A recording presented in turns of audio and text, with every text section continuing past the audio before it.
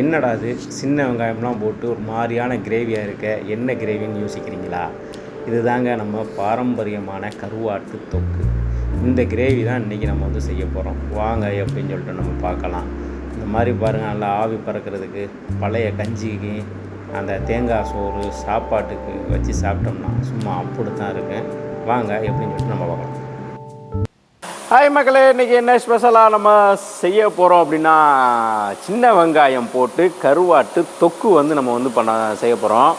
சும்மா அப்படித்தான் இருக்கேன். வாங்க எப்படின்னு சொல்லிட்டு நம்ம பார்க்கலாம். கருவாட்டு தொக்கு செய்கிறதுக்கு ஆயில் வந்து என்ன பண்ணிக்கிறேங்க, கொஞ்சமாக ஊற்றிக்கிறேங்க. கொஞ்சமான ஒரு 100 ml ஊற்றிக்கிறேங்க. 100 ml ஊற்றிக்கிட்டு அதோட பட்டை மிளகாய் கருவேப்பிள்ளை போட்டு அதை லேசாக எண்ணெயில் வதக்கிக்கிறேங்க.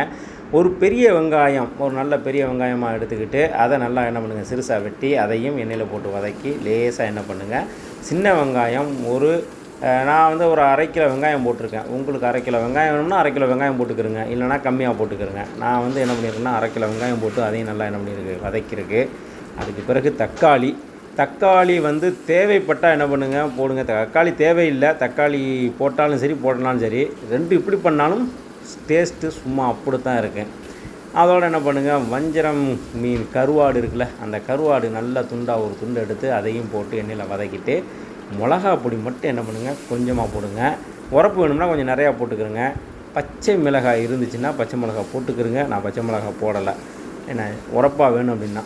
அதே மாதிரி நல்லா ஒரு 15 நிமிஷம் நல்லா என்ன பண்ணுங்க, கிளறி விட்டு நல்லா இந்த மாதிரி ட்ரையாக ஆக்கிட்டிங்கன்னா ஒரு அருமையான கருவாட்டு தொக்கு வந்து கிடச்சிரும். இது வந்து அதிகமாக வந்து நாங்கள் என்ன பண்ணுவோம்னா தேங்காய் சோறு, அதே போன்று வந்து பழங்கஞ்சிக்கு இதை வந்து சுண்டை வச்சு மறுநாள் சாப்பிட்டோம்னு வச்சுக்கிறோங்களேன், பழங்கஞ்சிக்கு சும்மா அப்படி தாங்க இருக்கேன்.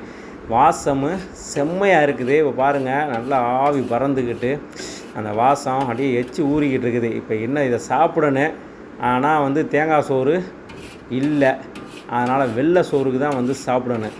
வாங்க இந்த மாதிரி நீங்களும் என்ன பண்ணுங்கள், விதமாக சமைச்சி சாப்பிடணும் அப்படின்னா இந்த மாதிரி நம்ம சேனலை என்ன பண்ணுங்கள், சப்ஸ்கிரைப் பண்ணுங்கள், லைக் பண்ணுங்கள், ஷேர் பண்ணுங்கள். நம்ம சேனலில் வந்துட்டு நல்லா மலேசியன் ஃபுட்டு வந்து அதிகமாக போட்டு கொடுக்குறோம். ரொம்ப ஈஸியானது, ஹெல்த்தியானது. அதனால் வந்து அது மாதிரி என்ன பண்ணுங்கள், ஹெல்த்தியான ஃபுட்டாக சாப்பிடுங்க. நல்லா வந்து ஆரோக்கியமாக இருங்க. கண்டதையும் சாப்பிட்டு உடம்புக்கு எடுத்துக்கிற வேணாம். ஓகேவா? அடுத்த வீடியோவில் சந்திப்போம். பாய் பாய்.